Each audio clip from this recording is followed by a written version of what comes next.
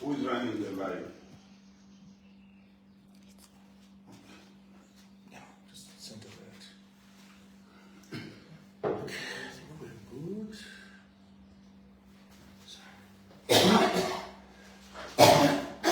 What has happened?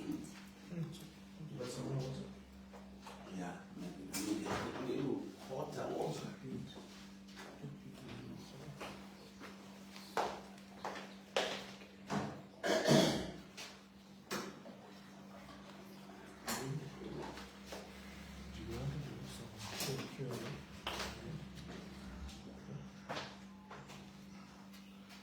Are you?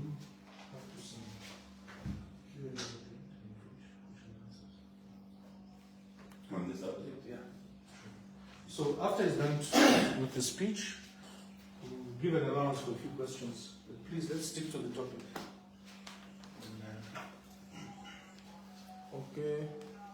The President, good afternoon. Yes, so. Are we ready to address the nation? Am I clear? Are we ready to address the nation? Hmm? Are we ready to address the nation, sir? 6. Okay, we're good to go whenever you're ready. Is the page ready? Fellow Zambians, I speak to you today on a very critical matter that basically sits at the core of our economy.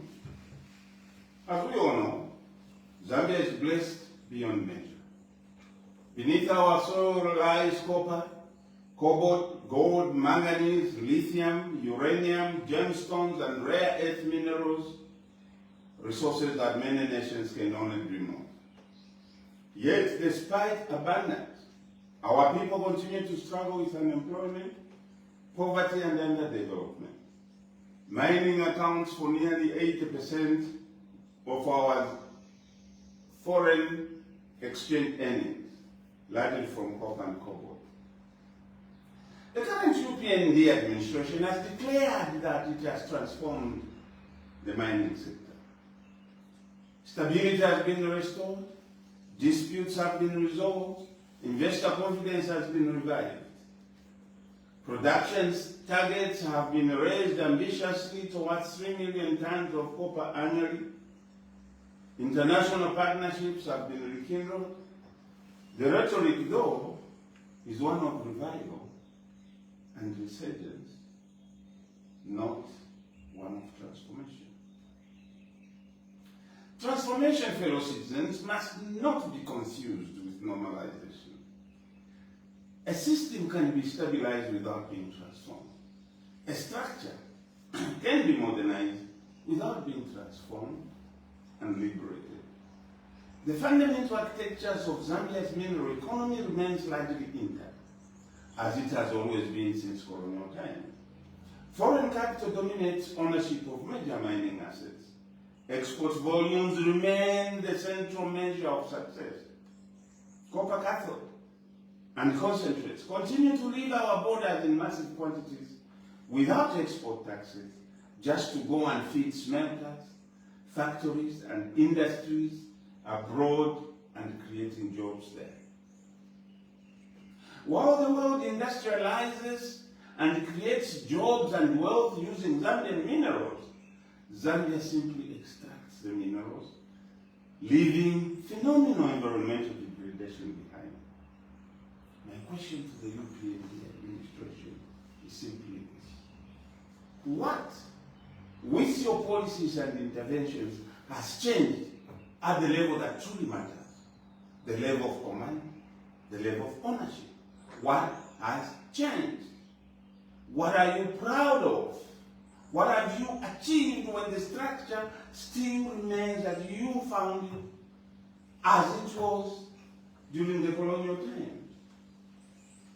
The recalibration of the mining tax regime under the present government has been presented as a necessary correction to restore predictability. Mineral royalty payments have been made tax deductible. Fiscal terms have been softened.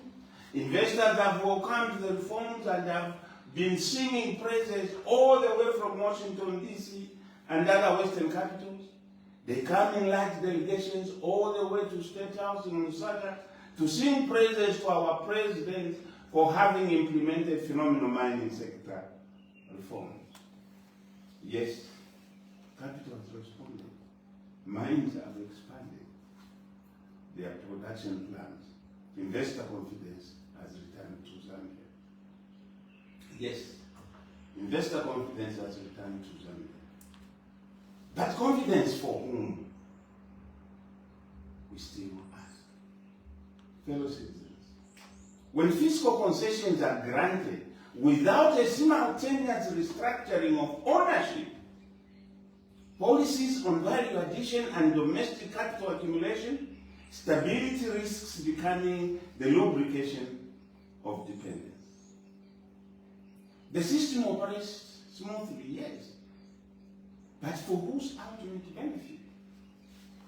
I must state here that a nation does not rise on the basis of production volumes alone. 3 million tons per annum, no. A nation only rises on the basis of value that accrues to the nation. Let me repeat. A nation does not rise on the basis of production volumes alone. 3 million tons of copper per annum is not the answer. A nation only rises on the basis of value that accrues to the nation. If Zambia produces 3 million tons of copper but continues to export unprocessed materials, it merely scales up its role in the global division of labor designed elsewhere to benefit those living elsewhere. Production without industrial integration is simply the intensification of extraction, of exploitation, and environmental destruction. It does not lead to economic development, let alone economic sovereignty. And sadly, fellow Zambians, the painful truth is, for decades, the wealth generated from our minerals has not translated into broad-based prosperity for Zambians. It is therefore shocking that this generation that should know better can still continue to sustain an economic structure that has kept its people under debilitating poverty for generations. Yet we are quick to call ourselves economists, economic managers, lawyers, engineers, doctors, you name it. We love names. But what are you doing with those names to change the fortunes of your fellow Zambians for the better? Again, I ask, fellow citizens,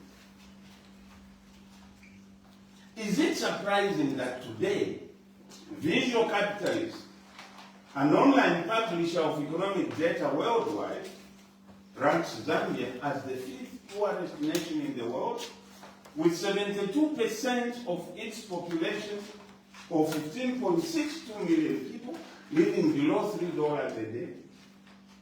Now, remember, in 2022, we were ranked 60th in the world, with 60% of the population, of 12 million people, that were living under $2.15 a day. And all this with all the minerals beneath our soil, at a time when there is a serious push towards a worldwide energy transition which requires the minerals in our country. What our mining sector reforms by the UPND being applauded elsewhere in the West has done over the past 4 years has been to raise the levels of poverty by 12%, thereby consigning 3.6 million Zambians to economic exclusion, poverty, and despicable living conditions. Fellow Zambians, we in the People's Party are determined to change this. Our mining policy is anchored on one fundamental principle, which is our minerals must not just be extracted, they must be processed and transformed in Zambia by Zambians for the benefit of Zambians. I repeat. Our mining policy is anchored on one very simple and fundamental principle, which is our minerals must not just be extracted, they must be processed and transformed in Zambia by Zambians for the benefit of Zambians. Hence, our policies in the mining sector are anchored on 12 key pillars. Namely, Pillar 1, moving from extraction to empowerment. For far too long, Zambia has operated as an exporter of raw mineral materials. We dig, we ship, and we import finished products at a premium. This model has entrenched dependence rather than sovereignty. The People's Party in government will therefore, 1, promote Zambian ownership in mining companies operating in the country. 2, will introduce graduated tax incentives tied directly to the levels of Zambian equity participation. 3, will facilitate partnerships between foreign investors and Zambian entrepreneurs in the mining sector. 4, we will ensure that every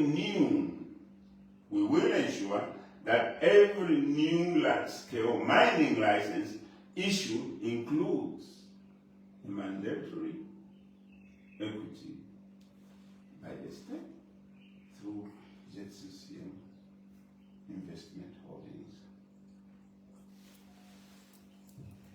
Do not get me wrong, fellow Zambians. We do not reject foreign investment. In fact, we encourage it. We welcome foreign investment.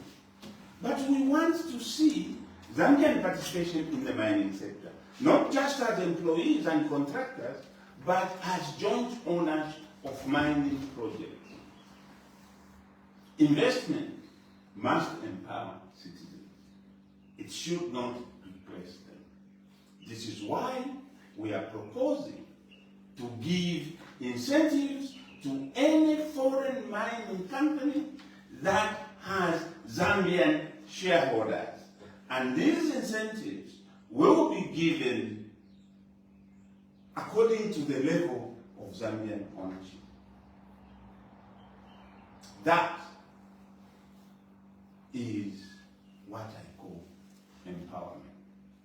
That is what I call partnership. And that is what I call responsible economic management in the resource sector. Pillar 2, establishment of a mining development bank. My dear Zambians, access to capital remains one of the biggest barriers to Zambian participation in the mining sector, and indeed other industrial sectors that require long-term investment. To address this constraint in the mining sector, the People's Party in government will establish a mining development bank. This bank will be dedicated to, number 1, financing citizen-owned mining companies. 2, supporting Zambian-owned mineral processing plants and refineries. Number 3, funding gemstone lapidary industries to add value to our gemstones. Number 4, providing affordable credit to small-scale and cooperative miners. To capitalize the mining development bank, the government will provide initial capital and will attract private investors to participate. as investors in this innovative, sector-focused financial institution. If Zambians cannot access capital, talking about ownership will remain an empty slogan. We will turn ownership into reality. Pillar 3, transforming ZCCM-IH into a sovereign mining powerhouse. ZCCM Investment Holdings was created to represent the interests of the Zambian people in mining. Yet over the years, it has largely functioned as a passive minority shareholder. We will transform ZCCM-IH into 1, a strategic sovereign mining investment vehicle which will invest in the mining sector on behalf of the people of Zambia. 2, we will turn ZCCM-IH into the pathfinder investor in new mining ventures, especially in the rural areas where the resources exist but no mining activities are taking place. 3, we will turn the ZCCM-IH into a vehicle for citizen participation in the mining sector as a means for economic empowerment. We will make ZCCM-IH as the catalyst for industrialization and economic diversification. To meet these objectives, ladies and gentlemen, we will list viable ZCCM-IH-backed ventures on the stock exchange to allow ordinary Zambians to buy shares. We will establish a ZCCM-IH Mining Enterprise Fund under the Mining Development Bank to finance youth and women mining enterprises and cooperatives. 3, we will create a mining enterprise training institute to equip young Zambians with practical skills in mining to reduce incidences of mine accidents and loss of life. Number 4, we will ensure full public disclosure of mining revenues and dividends. Number 5, we will align with global transparency standards, including the Extractive Industries Transparency Initiative, best practices. Through a revitalized ZCCM-IH, Zambia will not merely collect dividends. We will build industries. Pillar number 4. Legalizing the so-called illegal miners, empowering the generals. We reject any approach that criminalizes or dehumanizes unemployed Zambian youths engaged in informal mining. The challenge of the so-called illegal mining is fundamentally an economic and structural issue, driven by youth unemployment, poverty, and exclusion from formal mineral ownership. It cannot and must not be addressed through force. When young Zambians enter mine dams, tailings, and abandoned shafts, they are not declaring war against the state. They are declaring war against hunger and poverty. We categorically reject any approach that treats unemployed youths as enemies of the Republic. Extermination is not policy. Fumigation is not economic reform. Zambia must never criminalize survival. The correct response, according to us, is not elimination. It is legislation, legalization, formalization, organization, and empowerment. My dear so-called illegal miners, my dear Jerables, listen to me now. We will introduce a national registration and amnesty program to bring informal miners into the formal economy, followed by the creation of a designated artisanal and small-scale mining zones. Idle mining concessions, tailings dams, and underutilized mineral areas will be restructured into legally recognized cooperative blocks allocated to registered youth and community mining groups. My dear friends, start getting organized amongst yourselves now, because we are coming. We will not leave you to struggle alone. ZCCM Investment Holdings will anchor this transformation by establishing a dedicated small-scale and cooperative mining division in the organization. Through this mechanism, ZCCM-IH will provide geological support, governance training, safety certification, and guaranteed offtake arrangements at transparent prices. This means ZCCM-IH will buy all your production, an initiative which will eliminate exploitative minerals and will curb mineral smuggling. This will ensure that you, artisanal miners, you, the Jerabos, and you, the so-called illegal miners of your own resources, receive fair value for your production. In partnership with the Mining Development Bank window for small-scale mining, we will facilitate equipment leasing, cooperative financing, and technical training, turning informal diggers into structured entrepreneurs. Environmental standards, safety protocols, and rehabilitation obligations will be strictly enforced to ensure responsible mining practices without loss of life through mining accidents. By formalizing artisanal miners, Zambia will reduce illicit mineral flows. It will increase state revenue, expand youth employment, and build a new generation of Zambian mine owners.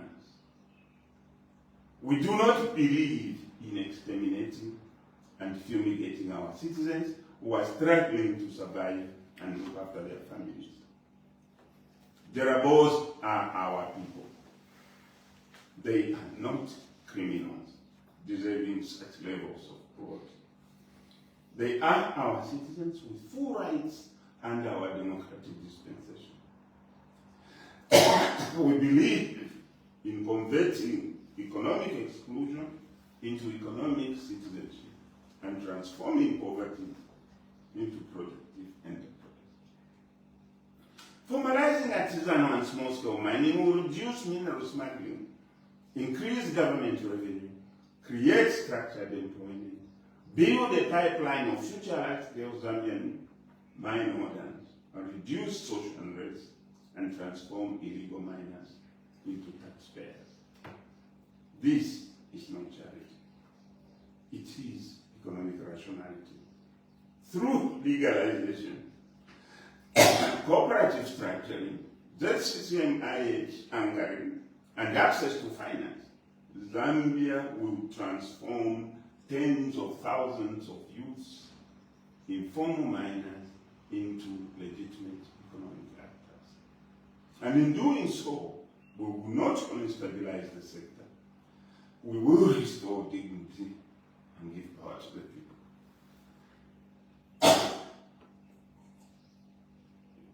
Sorry. Pillar 5, value addition, the end of raw export dependency. Fellow Zambians, as I said earlier, Zambian minerals are still being exported, going out in raw form, unprocessed with no value addition.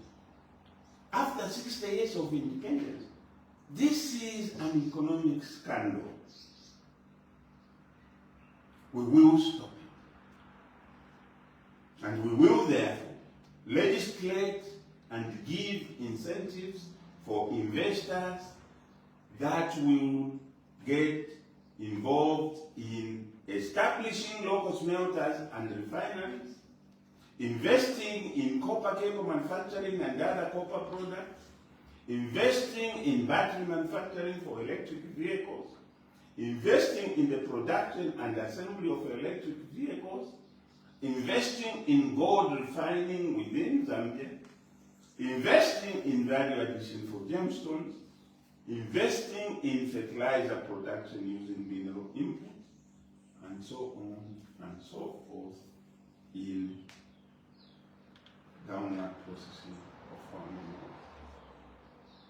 Fellow Zambians, we must reach a point where no major mineral leaves our borders in raw form without a clear value addition roadmap. We would offer tax holidays and subsidies for investment in downstream processing facilities. Value addition is not optional. It is the foundation of industrial transformation and the basis for the positive change in the welfare of our people. Pillar 6, diversification beyond copper. Zambia's mining future cannot be based on copper alone. We must pursue mineral diversification. To do this, 1, we will strengthen the Geological Survey Department with adequate financing to conduct nationwide exploration, including airborne geophysical surveying for new mineral deposits. All data from the survey will belong to Zambia and shall be held by the Geological Survey Department. Secondly, we will promote investment in exploration for lithium, manganese, uranium, gemstones, rare earth elements, sodalite, and other minerals that may exist in our country. Talking about sodalite, what happens to those tracks from Mansa? They evaporated. We were told they were at a police station and they were had no story since. Transparency. We will develop emerging strategic minerals critical to the global green energy transition. Dear citizens, mineral diversification coupled with our drive towards value addition will shield Zambia from commodity price shocks and position us strategically in the global supply chains. Pillar 7, local content and SME empowerment. We believe, fellow citizens, that any dominant industry such as mining in Zambia must stimulate the broader economy.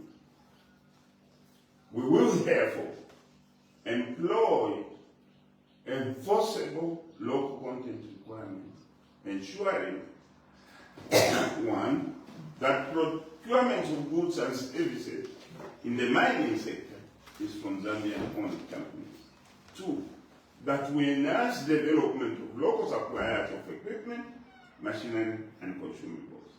3, that there is deliberate and monitored capacity building programs for SMEs to make them capable of meeting the requirements of the mining industry in Zambia. 4, that preferential procurement policies are developed at every stage to nurture Zambian enterprises servicing the mining industry. Fellow citizens, we will grow Zambian mining millionaires, not just foreign shareholders. Pillar 8, skills development and technology transfer. True ownership of the mining sector requires expertise. Our people need skills to participate fully in the industry by effectively managing their operations. To provide the necessary skills in mining, we will establish mining-focused technical schools and partnerships with universities. We will include technology transfer clauses in mining agreements signed with foreign investors. 3, we will promote apprenticeship programs with mining companies for our youth. 4, we will equip youth and women with engineering, geology, environmental management, and mineral processing skills. Our young people must not only operate machines, they must have the skill to design those machines. environmental protection and rehabilitation.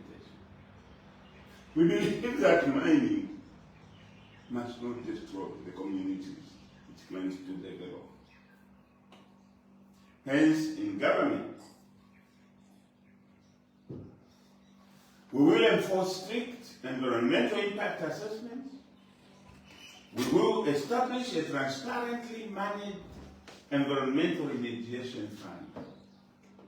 And by the way, we all know that there is an environmental remediation fund that exists in Zambia today. Can you journalists find out who are the fund managers for this fund? You come and tell me when we meet next time. We will strengthen monitoring and enforcement mechanisms. And finally, we will ensure that we have land rehabilitation after mining activities. I must emphasize that development without sustainability is self-destruction. Pillar 3, community development and social responsibility. We believe that mining companies must do more for the areas in which they operate. Hence, mining host communities must be the primary beneficiaries from mining activities. We will therefore require that mining companies invest in local infrastructure such as roads, invest in schools and healthcare facilities, invest in the development of entrepreneurship and livelihood programs for the empowerment of local communities, and must invest in regional development funds for the host area. Communities where mining is being done must see tangible benefits, not just trucks passing through their villages, destroying their roads, and leaving dust for them to inhale and destroy their health. Pillar 11, transparent governance and regulatory reform. We will strengthen the regulatory frameworks, enforcement, auditing systems, and monitoring mechanisms in the mining sector to ensure full tax compliance by all operators, prevention of illicit financial flows, to ensure worker safety, contract transparency, and protection of community interests. Mining contracts and revenues must no longer be matters of secrecy. Finally, Pillar 4, mining as a catalyst for national economic diversification. Fellow citizens, we believe that mining revenues must build other sectors of the economy through various externalities. Through ZCC, MIH, and sovereign revenue mechanisms, we will reinvest mining proceeds into agriculture, renewable energy, manufacturing, tourism, technology, and innovation. Our goal is a diversified economy that no longer rises and falls with copper prices. In conclusion, fellow Zambians, we will create a patriotic mining industry. The question is not, and has never been, whether Zambia has resources. The question is whether Zambia has the courage to own these resources and to benefit from them. I repeat, fellow Zambians, the question is not, and has never been, whether Zambia has resources. The question we face today is whether Zambia has the courage to own those resources and to benefit from them. We have offered a bold and practical path forward, leading to strategic ownership, value addition, citizen empowerment, transparent governance, environmental responsibility, and diversified growth. Like I have emphasized before, We are not against foreign investors. We are against economic dependence while we have the resources that can change our economic fortunes. We cannot afford to be the fifth poorest country in the world, with 72% of our people living in extreme poverty. That, put simply, is a sin. For Zambia to be the fifth poorest country in the world today is, let me tell you, is a sin. You remember the parable of the talents. The more that is given to you, the more is expected of you. God gave us so much. And we decide using that to be poor.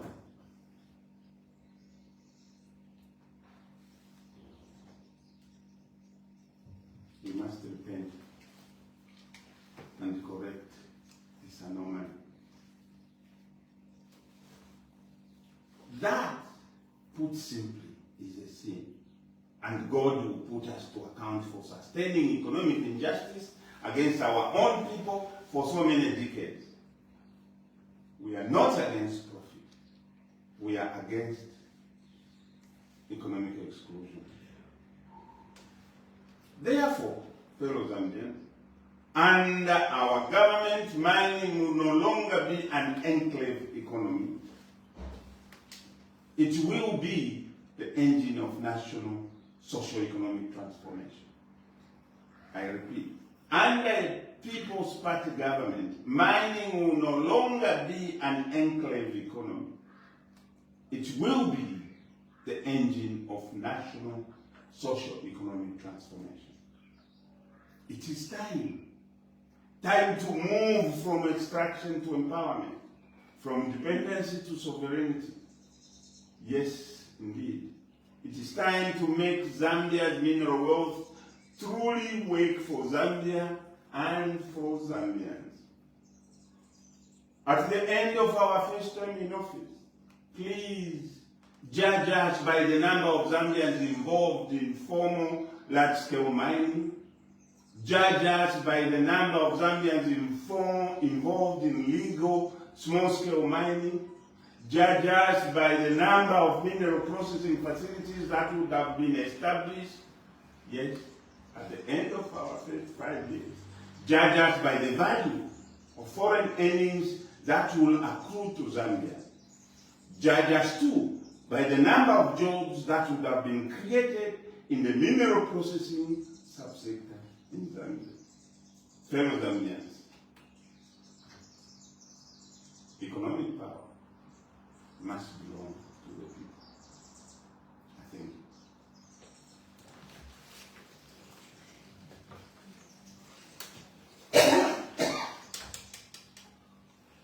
This time, is there any questions that you'd like to ask? Spare a few minutes. Please stick to the topic if possible.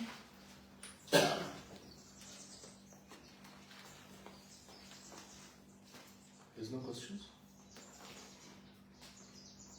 Okay. Thank you. Your lecture, give a lecture, then the students have no questions. There are two things. Either they didn't understand what we are talking about.